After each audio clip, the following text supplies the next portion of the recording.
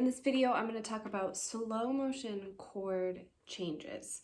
So the whole goal here is to be able to play from one chord smoothly to the next chord and back.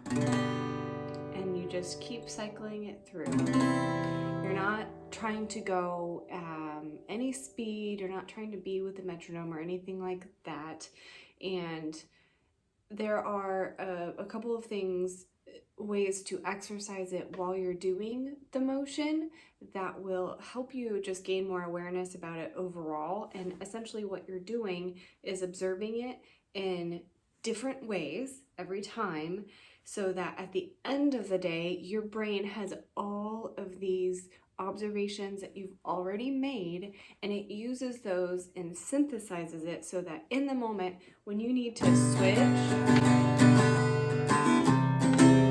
that you're ready to switch as quickly as you need to.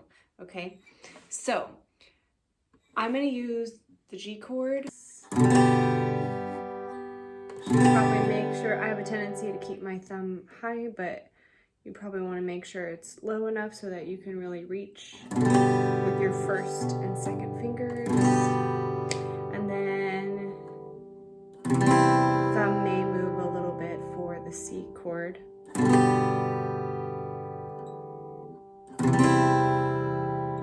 Okay, so those are the two chords we're going to use. Now, one thing you want to do, first you need to memorize your chords. So first finger, second finger, third finger. I'm going to let you memorize the G chord, C chord, first finger, second finger, third finger. Let you memorize the C chord. Now we need to perform what I call the ring test.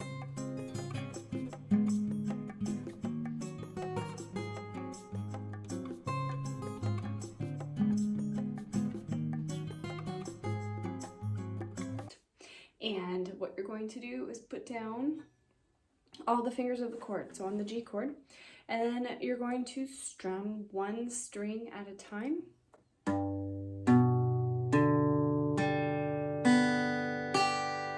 And I say strum instead of pick, because pick, you might pick away from the guitar and then have to come back for every single string, and that's just inefficient. So just strum one string at a time.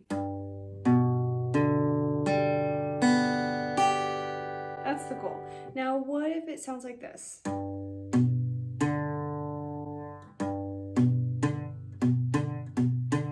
Okay, well, what's happening here in my left hand is that my second finger and first finger are actually leaning backwards and they're touching the neighbor string. So if I get them on their tips, that fixed it. So what if it sounds like this?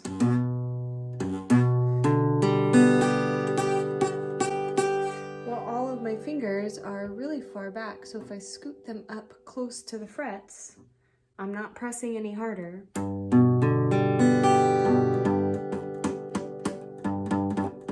Not pressing hard enough? Pressing. So left hand, lifting up my finger, there's nothing. If I put it down, kind of a light feeling and a buzzing sound, and I'm really close to the fret, that means I need to push it down harder.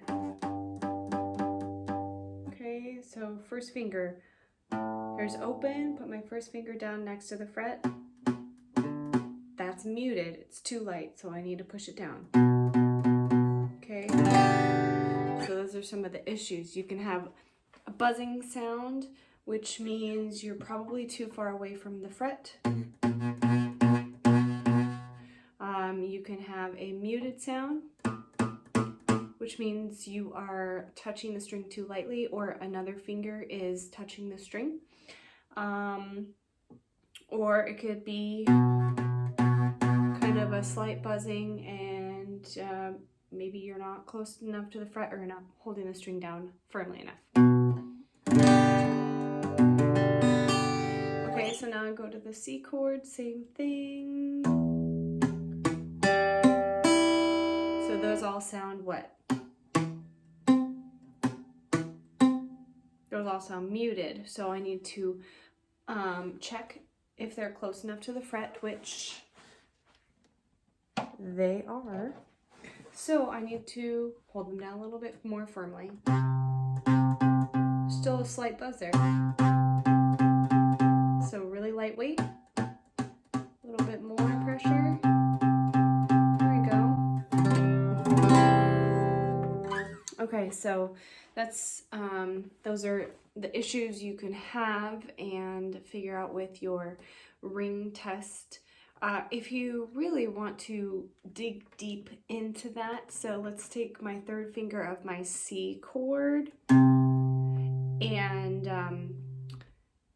what you don't want to do is death grip the guitar, like, ugh, I'm just gonna hold it down, because actually that can distort the pitch, but not only that, it makes it super hard to move your hand around the instrument, and we're talking about moving from chord to chord really fast, and if you're holding it down really hard and you can't move your hand, that's kind of a problem. Anyway, you can experiment with this by making sure your finger is close to the fret, so right behind the fret that you're playing at. So my third finger needs to be at the 3rd fret of the 5th string, the A string. So I'm going to put it on top of the 3rd fret and then scoot it backwards away from my head toward the headstock just a little bit. And if I barely touch the string and I pick it, it sounds muted. So what I'm going to do is continually pick, and as I continually pick with my right hand, I'm going to very slowly add pressure of my finger down onto the fret, so, or onto the string right behind the fret. So light, a little bit more.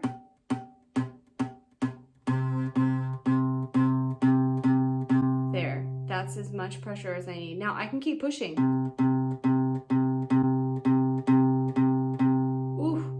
Pushing really hard and my finger is turning white and the sound didn't change at all. So you want to find that exact finger pressure necessary, not use any more or any less.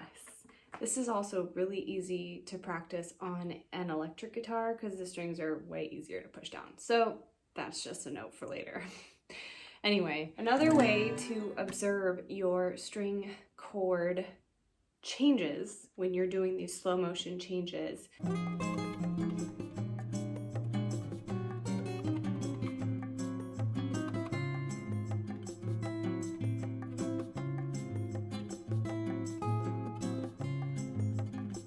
is to, so pick your 2 chords. We have G and C,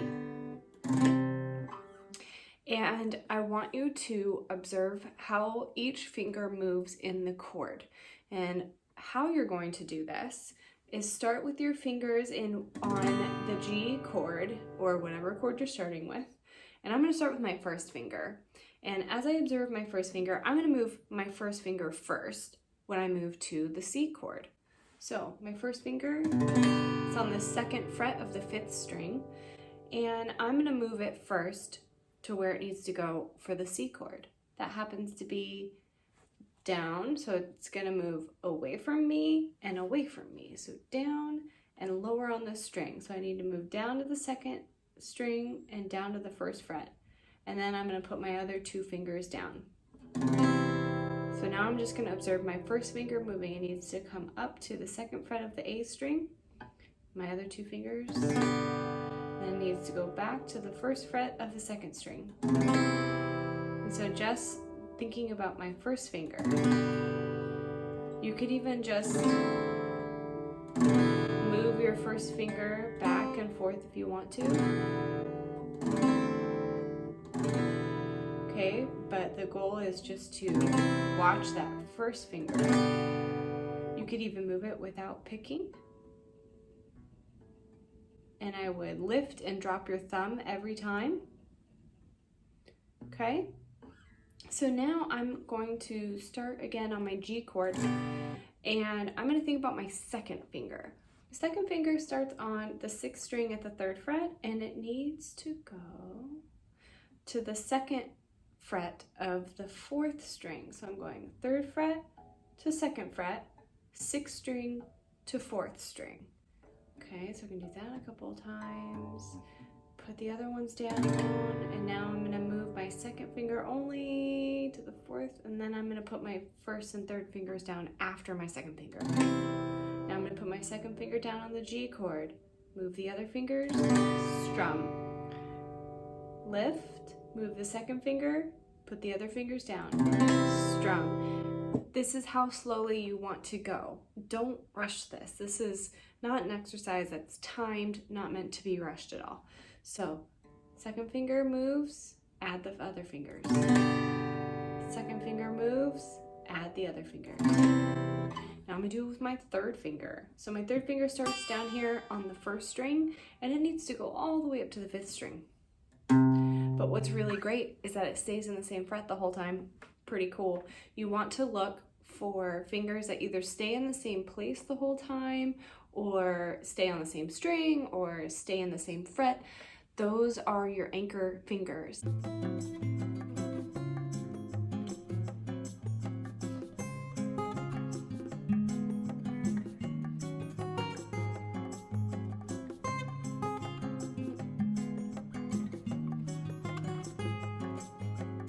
Those are the ones that have the easiest time moving around because there are less components to think about.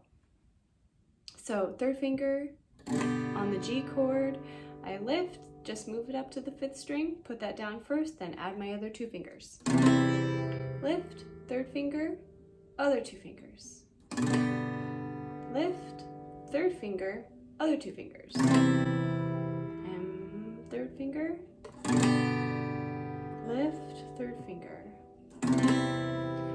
Okay, so now the other way to do this is to start with your one chord and lift them all and try to move all of your fingers as much as the same time as possible. Once they're in place, then put them all down at the same time. Lift all your fingers, move them into place, put them down at the same time. Lift your fingers, move them, now I'm in the C chord shape, down at the same time. This one takes a lot of focus because you have to move every finger at the same time. Lift, move, hover, place. Strum, lift, move, hover, place. Lift, move, hover,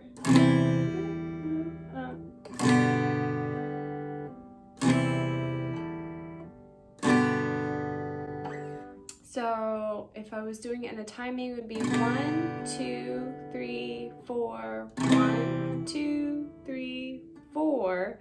And on 4 is when you place them down all at the same time. So strum, lift, move, down. Strum, lift, move, down.